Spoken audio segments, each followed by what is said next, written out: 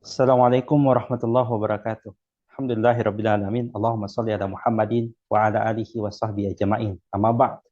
Saudaraku yang dirahmati Allah Subhanahu wa taala, sesuai dengan niat awal kita akan membaca sirah sahabat ya dari buku karya Syekh Mahmud Al-Misri berjudul Biografi 104 Sahabat Nabi, diterjemahkan oleh penerbit Insan Kamil. Hari ini kita akan bicara dengan seorang sahabat yang dikenal salah satunya dengan kisahnya ketika hijrah. Ia dikenal sebagai orang yang melakukan satu perniagaan yang sangat menguntungkan. Perniagaan apakah itu? Nah, mari kita simak sosok Suhaib Ar-Rumi. Saudaraku, kalau kita lihat namanya, Ar-Rumi berarti ia diasosiasikan sebagai orang Romawi. Seperti kalau kita kenal ada sahabat dari Persia, Salman Al-Farisi. Namun sejatinya dia bukanlah orang Romawi. Lalu kenapa disebut sebagai Ar-Rumi? Mari kita simak kisahnya. Syekh Mahmud Al-Misri menceritakan bahwa Suhaib ini berasal dari Jazirah Arab. Di mana?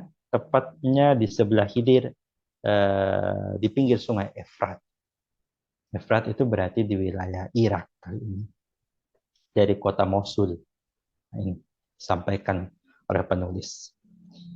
Ya, ayah Suhaib itu dari Bani Namir dan ibunya berasal dari Bani Tamim.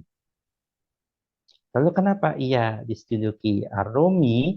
Karena ternyata dia lama bermukim di Romawi. Fasih dia dari kecil. Ya, fasih berbahasa Romawi karena tinggal dan besar di sana. Kenapa orang yang berasal dari Jazirah Arab ini bisa sampai ke Romawi? Kisahkan bahwa dulunya mereka berasal, keluarga Suhaib ini dari orang kaya, ya, suka berdagang, berpergian. Lalu pada suatu ketika mereka ini dirampok. Dulu pada kebiasaan zaman itu, ketika ada perampokan, maka diambil harta yang dibawa, lalu orang-orangnya itu dijadikan budak. Jadi Suhaib ini dijadikan budak. Suhaib kecil, kala itu masih kecil, dia dan ibunya dan beberapa rombongan itu dirampok dan dijadikan budak. Dijual kemana? Ke daerah Romawi. Karena ternyata kali itu diserang, ditawan itu oleh pasukan dari Romawi. Dibawa ke daerah Romawi, dijual di sana. Lalu dikisahkan yang apa namanya, ia berpindah-pindah dari satu tempat lain dan majikan yang satu, majikan yang lain, majikan yang satu dan majikan yang lain. Nah, saudaraku, zaman dulu itu eh, salah satu pedagang hebat itu adalah kaum Quraisy dari Mekah. Ya, mereka berdagang. Kadang kalau di musim apa namanya panas, mereka cari tempat yang lebih dingin. Di musim juga mereka nanti musim dingin mereka turun ke bawah ke wilayah apa namanya Yaman dan sebagainya. Wallahu a'lam. Makanya itu diabadikan oleh Allah Subhanahu wa taala dalam Quran surah apa Quraisy. A'udzubillahi minasyaitonirrajim. Li'ilafi Quraisy ilafihim rihlatasy syita'i was-shayf falyabudu rabb hadzal bait alladzi at'amahum min ju'in wa amanahum min khauf. Li'ilafi Quraisy ilafihim rihlatasy syita'i was-shayf. Nah, perjalanan mereka itu ya nanti disebut dengan yang dijaga di apa namanya diberi rasa aman, keamanan dan sebagainya itu berkaitan dengan pergiannya kaum Quraisy berdagang baik ke utara maupun ke selatan. Nah, qadarullah wa masyaallah fa'al, takdir Allah, Suhaib ini nanti menjadi budaknya orang Mekah. Salah satu riwayat menyebutkan dia adalah Abdullah bin Jad'an. Nanti ujungnya juga Suhaib ini merdeka, jadi orang merdeka.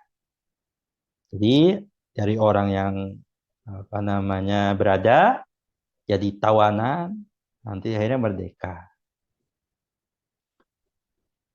Dan nanti dikisahkan bahwa nanti Suhaib ini ternyata uh, sukses juga berdagang. seperti kebiasaannya orang Mekah. Jadi Suhaib ini orang yang awalnya berasal dari wilayah Mosul, sekitar situ, nanti menjadi orang yang hidup lama di Romawi, sehingga dikenal dirinya sebagai Ar-Rumi, yang nanti hidup di Mekah, berdagang, dan uh, dikisahkan dia menjadi salah satu saudagar yang kaya. Suhaib kisahkan oleh Syekh Muhammad Al-Misri, saudaraku sekalian, pernah mendengar tentang akan datangnya Nabi terakhir. Jadi ini kita banyak kumpulkan riwayatnya bahwa para pendeta Nasrani maupun Yahudi itu sebenarnya tahu akan ada Nabi terakhir. Makanya juga dikisahkan kenapa orang-orang Yahudi itu kumpul di Madinah. Salah satu tempatnya. Karena mereka menduga, salah satu ya, mereka akan datang Nabi. Bilangnya. Sayangnya, kata mereka, Nabi itu bukan dari bangsa mereka. Bukan dari Bani Israel. Sehingga mereka menolak.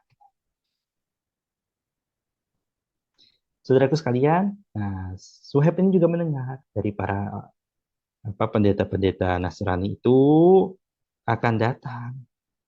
Ya, datang Nabi yang membenarkan kerasulan Isa bin Maryam dan membimbing manusia dari kegelapan menuju cahaya.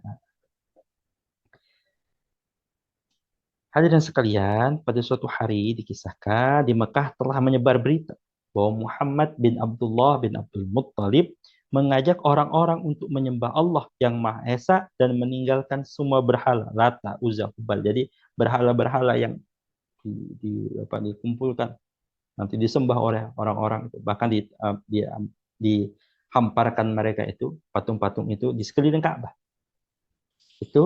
Itulah yang nanti yang dibawa oleh risalah yang dibawa oleh Nabi Muhammad SAW itu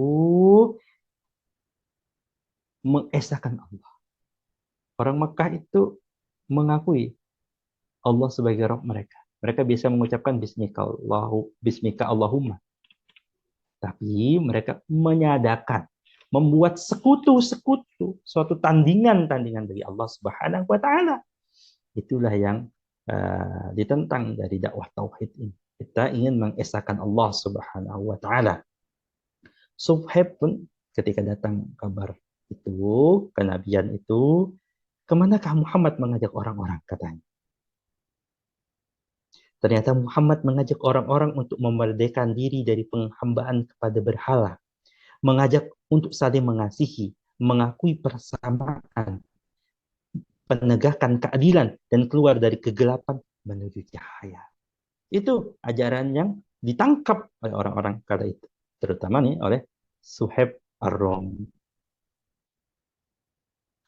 Lalu kala itu dalam keadaan yang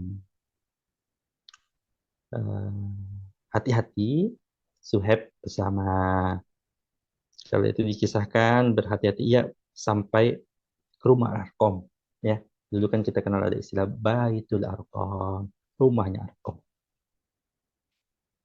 Dia berangkat ke sana bersama Ammar bin Yasir, ya, mengungkapkan keimanannya. Aku ingin menemui orang di rumah ini dan mendengarkan ajaran yang dikatakan. Dia bersama Ammar mendengarkannya. Dan itulah mereka masuk Islam. Dan Suhaib ini termasuk orang-orang yang awal masuk Islam.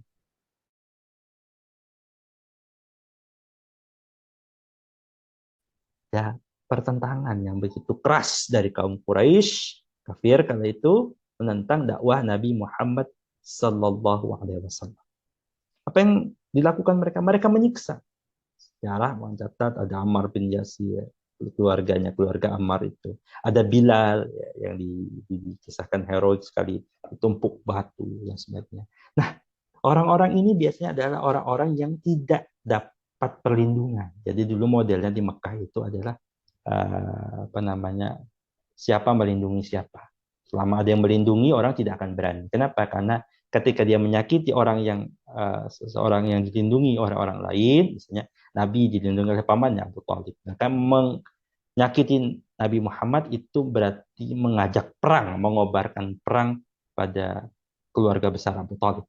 Begitu juga misalnya Abu Bakar di Bani Taim, itu berarti kalau kalau ada orang melukai Abu Bakar itu namanya apa namanya menentang Bani Taim. Nah, Suhaib ini salah satu seperti bilang, seperti Ammar adalah orang yang tidak punya perlindungan. Maka kisahkan dalam ini apa namanya mereka itu mendapatkan apa namanya mereka itu disiksa. Ya. Namun Suhaib dikisahkan tetap bersabar menahan penderitaan itu dan ridho dengan ketentuan Allah Subhanahu wa taala. Sampailah kisah ketika hijrah. Suhaib itu ingin hijrah bersama Nabi. Bahkan dalam artian betul-betul bersama Nabi, menemani Nabi. Namun Suhaib menceritakan bahwa dia itu dijaga.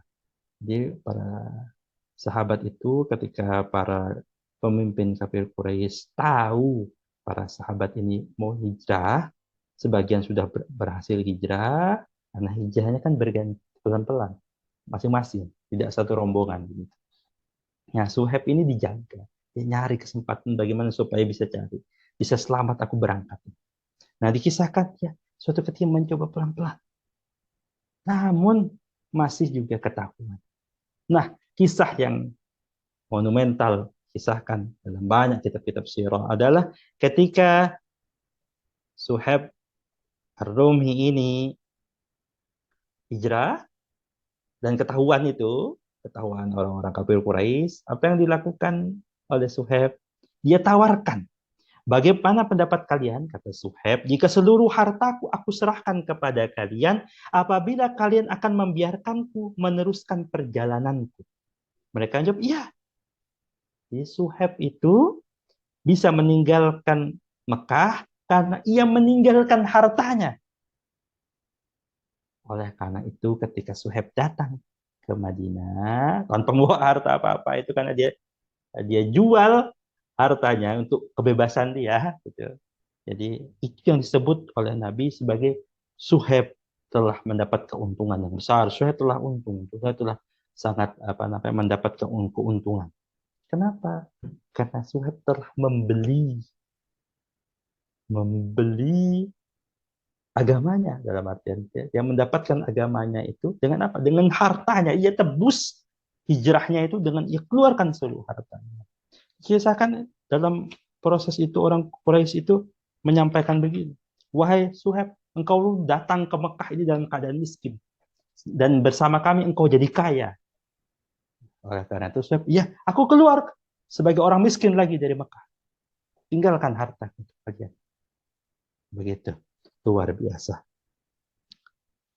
Dan sungguh ujian keimanan sudah ditunjukkan oleh Suhaib dan Suhaib berhasil.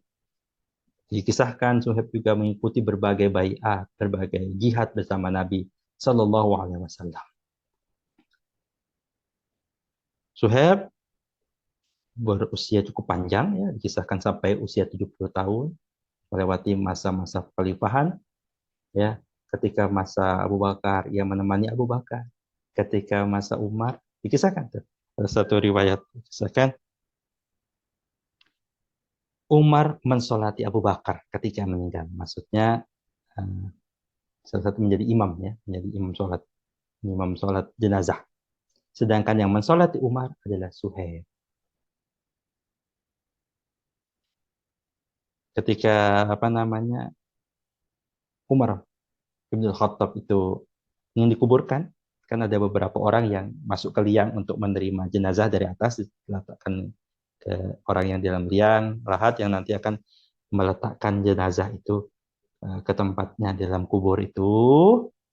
Nah, dikisahkan dalam riwayat ini ada Utsman, ada Sa'id bin Zaid, ada Abdullah bin Umar, termasuk Suhaib itu masuk ke liang kubur untuk menerima jenazah Umar dari atas. Itulah kedudukannya di masa Umar dan sebagainya. Juga di masa Utsman. Jadi dihormati oleh khalifah. Begitulah kedudukan Suhaib yang datang ke Mekah dalam keadaan miskin. Dia dapat harta, dapat kemewahan di Mekah, namun dia jual itu semua. Dia tebus dirinya, hijrahnya dengan harta yang ia dapatkan. Dan Allah jadikan ia memiliki kedudukan yang mulia di sisi manusia, dan insya Allah mulia di sisi Allah Subhanahu wa Ta'ala. Begitulah di jalan hidupnya Suhaib, ada sahabat yang menjauhkan diri nanti ketika terjadi fitnah. Ya, di jalan hidup dengan penuh pengorbanan dan dermawan, yang meninggal di Madinah pada bulan Syawal, di riwayat ini tahun 88 Hijriah. Semoga Allah meridhoinya dan para sahabat semua. Demikian, billahi taufiq wal hidayah. Wassalamualaikum warahmatullahi wabarakatuh.